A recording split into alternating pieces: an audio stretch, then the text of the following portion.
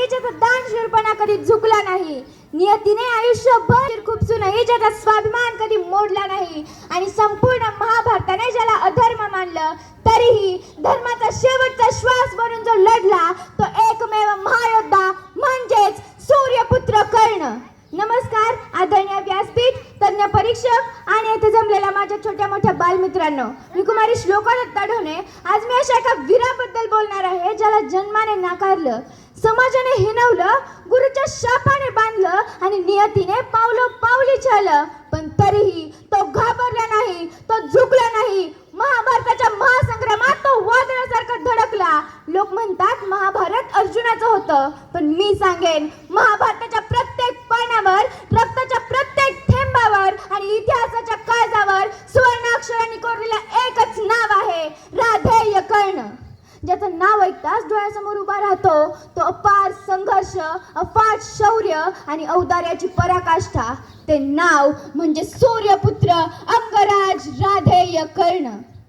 ज्याच्या नशिबी जन्मताच आईचा त्याग आला, आयुष्यातील प्रत्येक क्षणी त्याला अपमानाचा घोट प्यावा लागला, तरीही तो घाबरला नाही, तो झुकला नाही, तो डगमगला नाही. त्याच्या जातीवरून, त्याच्या कुळावरून अनेक लोकांनी त्याला नावं ठेवली.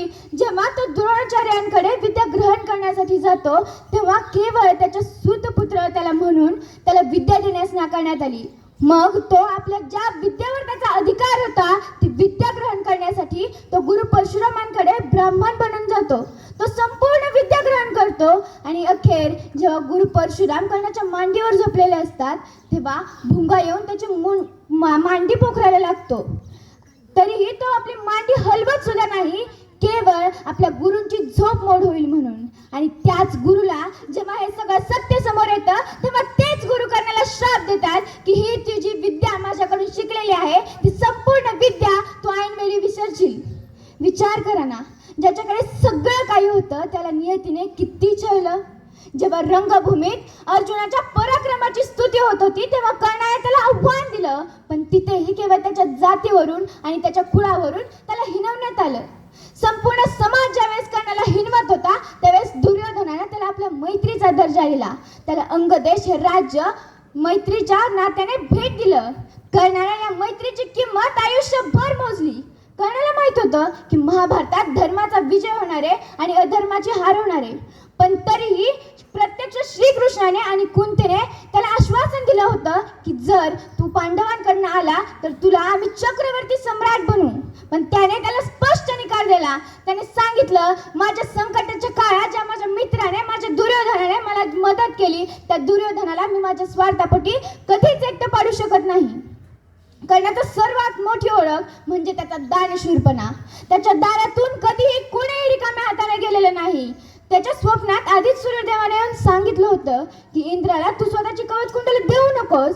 पण ते जेव्हा इंद्राने कपटाने कर्णाला कवच कुंडलांचं दान मागितलं तेव्हा कर्णाने क्षणभरही विचार न करता आपल्या त्या रक्त आलेल्या छातीवरून कवच कुंडल कापून इंद्राच्या हातात टेकवली.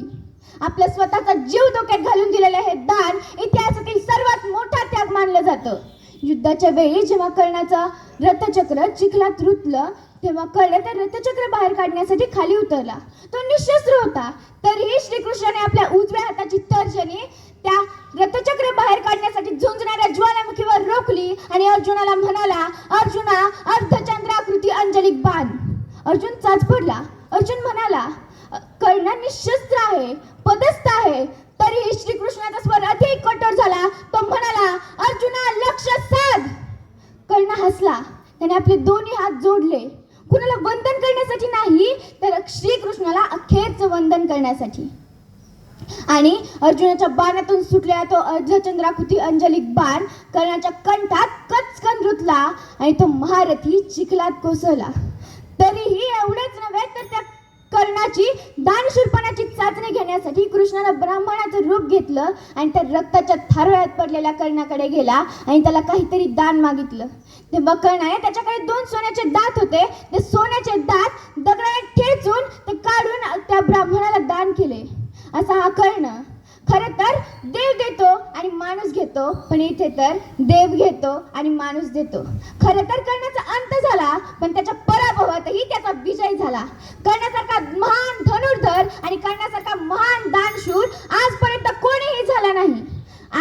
या मृत्यूलाही जिंकणाऱ्या महावीर मृत्युंजय कर्णाला माझे कोटी कोटी